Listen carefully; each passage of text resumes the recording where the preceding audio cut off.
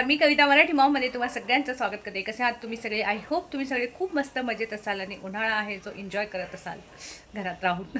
कारण ऊन खूप जास्त वाढलेलं आहे, तर असं नकोसं वाटतं कुठे जायला. तर चला, आजच्या व्हिडिओमध्ये मी तुमच्यासोबत शेअर करते की आपला मातृदिन होता तो कसा साजरा झाला. खूप बेसिक, म्हणजे आम्ही काहीच लक्ष दिलंच नव्हतं त्याकडे, की काय आईचा दिवस सगळे सारखेच असतात त्यामुळे. तर पण काल एका मैत्रिणीचा बर्थडे होता आणि तिने केकवर हॅपी मदर्स डे असं लिहिलेलं होतं आणि मग आम्ही तिघींनी मिळून केक कट केला. तर ते खूप छान वाटलं. म्हणजे आपण सगळ्यांसाठी सगळं करतो, आपल्यासाठी का नाही कोणी करत आहे म्हणून आम्ही थोडीशी कंप्लेंट पण केली नवऱ्यांसोबत.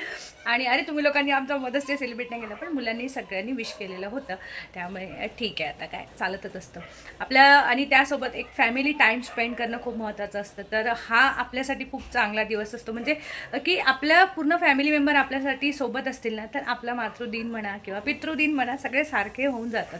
तर तसंच काहीसं झालं. तर काल आमचा मस्त एक फॅमिली टाईम होता, कारण आम्ही काय काय केले ते तुमच्यासोबत मी आता पुढे शेअरच करणार आहे. आणि असा वेळ घालवणं खरंच गरजेचं आहे. आपण त्यांच्यासोबत बसतो तेव्हा खूप साऱ्या गोष्टी शेअर होतात, त्यांना खूप साऱ्या गोष्टी कळतात की आपली फॅमिली मेंबर्स काय करतायत, काय चाललेलं आहे, त्यांची बॉन्डिंग कशी आहे, या छोट्या मोठ्या गोष्टी. कारण की आता कसं होतं, मीही जर ऐकलेलं आहे की सपोज आम्ही सगळे मोबाईल घेऊन बसलो आणि गार्गीला म्हटलं, गार्गी तू खेळ, तुझा अभ्यास कर किंवा टी व्ही बघ. मग ती म्हणते तुम्ही सगळे मोबाईल बघताय आणि मला काय सांगते अशी, मला पण मोबाईल पाहिजे. हे ऐकलेलं आहे. पण असं वाटलं की नाही, तिचं पण म्हणणं बरोबर आहे. मग आता जेव्हा ती म्हणते की चल मम्मी आपण बोलूया, तर आम्ही सगळे मोबाईल ठेवून देतो. म्हणजे मी आणि वेदांत तरी, त्यांच्या पप्पांचं तर असं काही हे नसतं. म्हणजे ऑफिसला जाणाऱ्यांचं असं असतं की रात्री थोडासा वेळ मिळतो, तर थोडासा वेळ त्यांनाही हवा असतो, तर आम्ही ठेवून देतो. आणि मग तिच्या गप्पा ऐकत बसतो आम्ही. मग ती काय बडबड करते, कसं चाललं आहे, असं तसं. तर असं सगळं सुरू असतं. तुमच्याही घरी असंच काहीसं असेल, कारण की मुलं लहान असो मोठी असो आजकाल फटाफट उत्तरं देतात बाबा.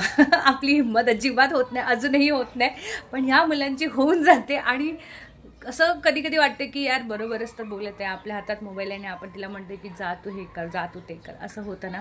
तर असं थोडे थोडे आपल्याला शिकायला मिळतं त्यांच्याकडून, आणि बदल आपल्याला आपल्यात करावे लागतात. तर चला मग तुमच्यासोबत शेअर करते माझा हा कालचा दिवस कसा गेला. चलो स्टे ट्यून. तर आता आपण आलो आहे किचनमध्ये. नेहमीप्रमाणे इथे तेल घेतलेलं होतं, तेलामध्ये राईची फोडणी टाकली, त्यानंतर कढीपत्ता टाकलेला होता, नंतर उडदाची डाळ टाकली आणि मग इथे टाकलेलं होतं अद्रक लसणाची पेस्ट, नंतर भरपूर असा कांदा.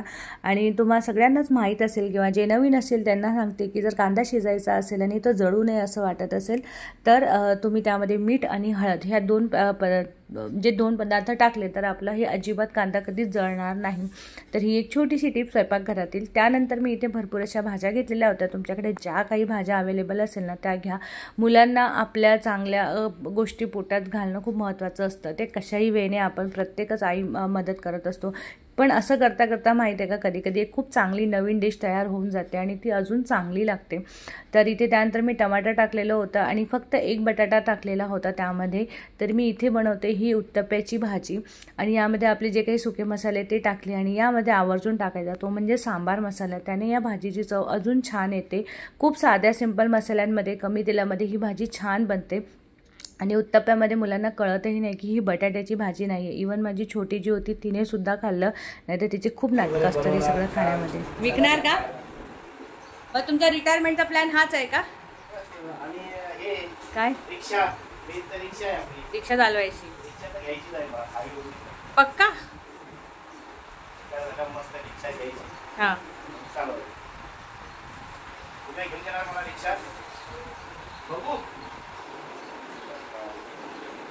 आईला वेदू तर घेऊन देणार नाही. मग आता हो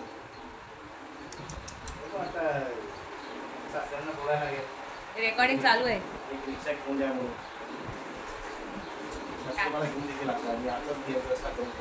कशी कशी कशी करणार व्यवस्था? मस्का लावणार पप्पांना? मग कशाला जाते खाली? मी खाली खेळून येते, म्हणजे मम्मी गरमी होत आहे.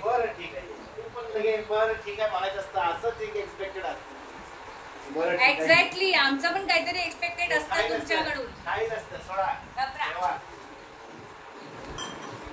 कारण की तोंड धु बच्चा स्वच्छ पाण्याने, आणि ते तुला शेंडी बांधून देऊ म्हणजे गरमी नाही होणार.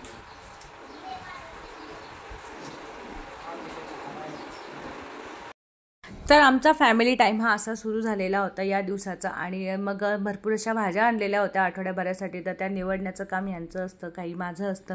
तर मी इथे मिरच्या निवडत बसलेली होती आणि वेदांत जे करतोय ते पूर्ण आमच्या वेफर्सची तयारी चाललेली आहे. कारण ते येताना भरपूर 4-5 किलो बटाटेसुद्धा घेऊन आले होते आणि ठरलं की चला सगळेजण घरी आहे तर आपण छान असे वेफर बनवू शकतो. आणि सगळ्यांच्या मदतीने सगळ्यांसोबत बनवले की मजाही येते करायला आणि काम लवकरसुद्धा होतं. त्यामुळे मी किचनमध्ये बिझी असताना बाकी सगळं काम या लोकांनीच केलेलं होतं. फक्त मी थोडेसे 2-3च किसले बटाटे. त्यानंतर तर मी चिप्स पण पाडले नाही, पण जे वेदांतने आणि त्यांनीच सगळं केलेलं होतं. मी व्यवस्थित त्याला वाफवून घेतलं, पाण्याची वेळ झाली होती त्यामुळे. आणि नंतर ह्या लोकांना दिलं ते सुकवण्यासाठी. तर यांचा इथे टाईमपास मस्त सुरू होता आणि तिघांनी मिळून घरातच सुकवले. तर घरातल्या घरातसुद्धा ना आपण हे वेफर आरामात सुकवू शकतो आणि व्यवस्थित होतात सुद्धा.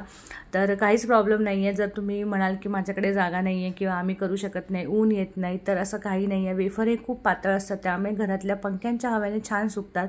आणि जे पण तुमच्याकडे थोडीफार ऊन येत असेल तर दुसऱ्या-तिसऱ्या दिवशी तुम्ही त्याला ठेवू शकता आणि छान होतात. माझेसुद्धा झालेले आहेत. तर यांची ही कामं सुरू असताना मी इथे भाजी तर बनवून घेतलेलीच होती. त्यानंतर डोसा, कारण की गार्गी काही जास्त काम करणार नव्हती. त्यानंतर म्हटलं चला तिच्यासाठी छान उत्तप्पा बनवूया. आणि हे कसं असतं, गरम गरम खाल्लं तर चांगलं लागतं. त्यामुळे 1 बाय 1 सगळ्यांचं सुरू होतं की एकाचं झालं की मी दुसऱ्याचं. तर अशा पद्धतीने हा उत्तप्पा बनवला जातो.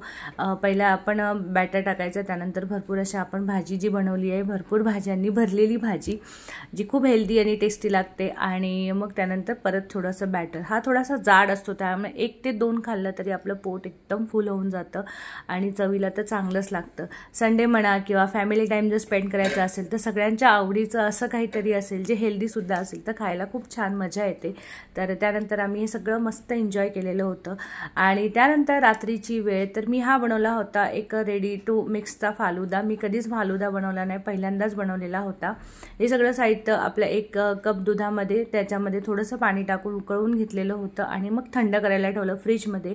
इतका साधा सोप्या पद्धतीने बनतो हे मला खरंच माहीत नव्हतं.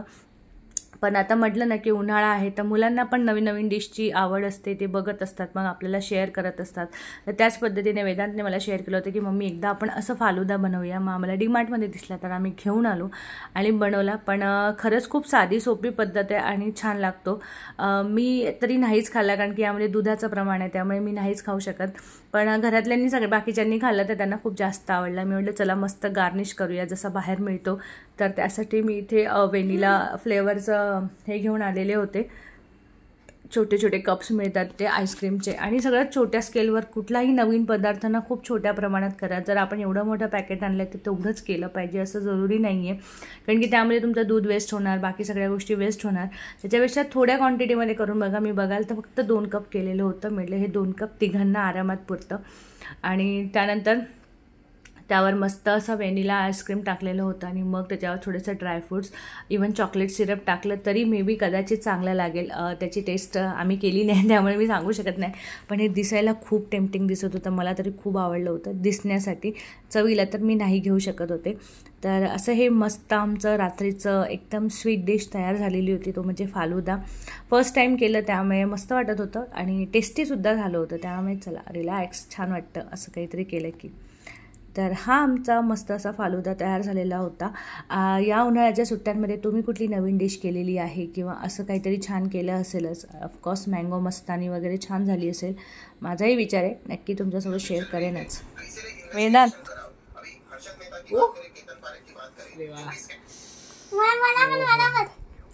थँक्यू.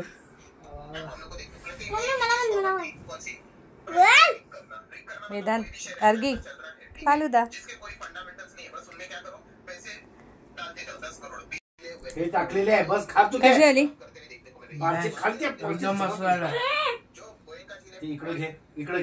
तर मागच्या काही व्हिडिओमध्ये तुम्ही बघितलं असेल तर वेदू ड्रॉइंग काढत होता आणि ती ड्रॉइंग फायनली कंप्लीट झालेली होती. हनुमानांची किती सुंदर ड्रॉइंग काढलेली होती, त्याने खूप छान वाटली. मी याचा एक शॉर्टसुद्धा टाकलेला आहे, तोही नक्की बघा.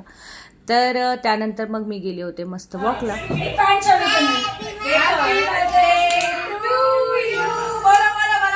Happy Mother's Day to you.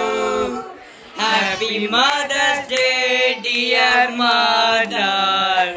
Happy Mother's Day to you.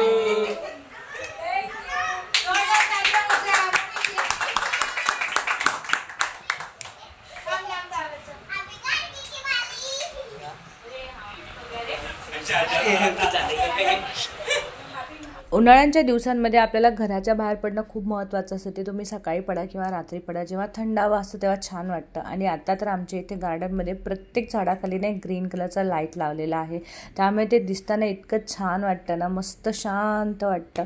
अजून ते झाडं अजून इन्हॅन्स झाल्यासारखे वाटतात आणि मस्त वाटत होतं हे सगळं बघताना. आणि यांच्या अवतीभोवती वॉक करायला सुद्धा मजा येते, शांतता असते, तर जरा मनसुद्धा रिलॅक्स होतं आणि जरा बॉडीला तेवढंच रिलॅक्सेशन हवंसुद्धा असतं. घराच्या बाहेर पडणं, थोडीशी बाहेरची हवा खूप महत्त्वाची असते.